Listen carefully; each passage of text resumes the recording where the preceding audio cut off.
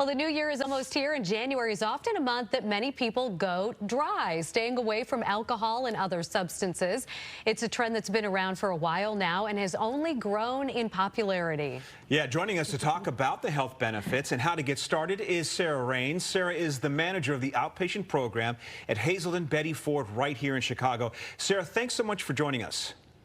Thanks for having me. So I was looking at a 2016 study, and quite simply, it found this.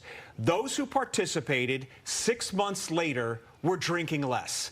So obviously there is benefit here, and it works. Absolutely. I mean, even just that little statistic shows you that even if you do it just a little bit, there's going to be far-reaching benefits. So you could go dry for a month, or you could actually engage in a recovery, which is a whole lifestyle, and you maintain abstinence indefinitely. Can you talk a little bit about the health benefits? Because I think that's kind of what oftentimes pulls people in, you know, if the benefits are greater than drinking the alcohol. For sure.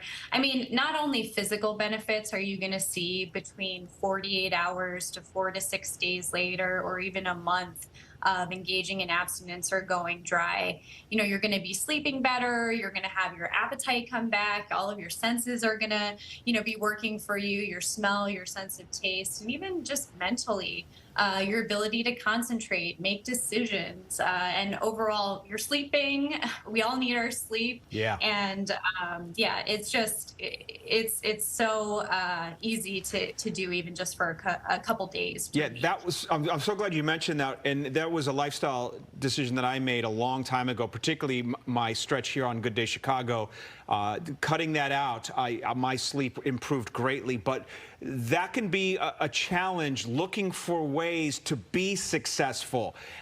For me, it was sleep. What other advice do you have as far as tips for making this work out, even for just a month? Sure. And I mean, there's really a big difference here. So those who don't have a substance use disorder are going to have some different tips and strategies from me than those who are just wanting to kind of have a healthier lifestyle and go dry for a month. But some of those, for those who are struggling with a substance use disorder, we would really advise you to seek medical attention, because you may need to have a medically monitored withdrawal. But for those who are just going to try this, as like a New Year's resolution, you're going to see kind of those improvements in your sleep within a couple weeks. Like, we always try to manage expectations that, those first couple days after not drinking alcohol, because your body may have been really adjusted to it to sleep, might feel kind of lousy. But if you can kind of push through those first initial couple of days, you really can reap some of these benefits. What is the first step if you feel like you are dependent and you need that additional help?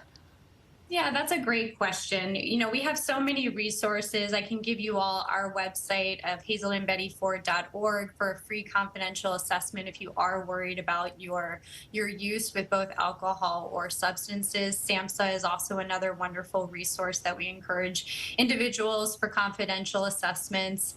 But really the first step is just reaching out and admitting that you may need that help if you can't stop on your own. And several cannot stop on their own, and we don't advise you to try and do it on your own either. Well, your timing is impeccable. Sarah Rains, thank you so much for joining us.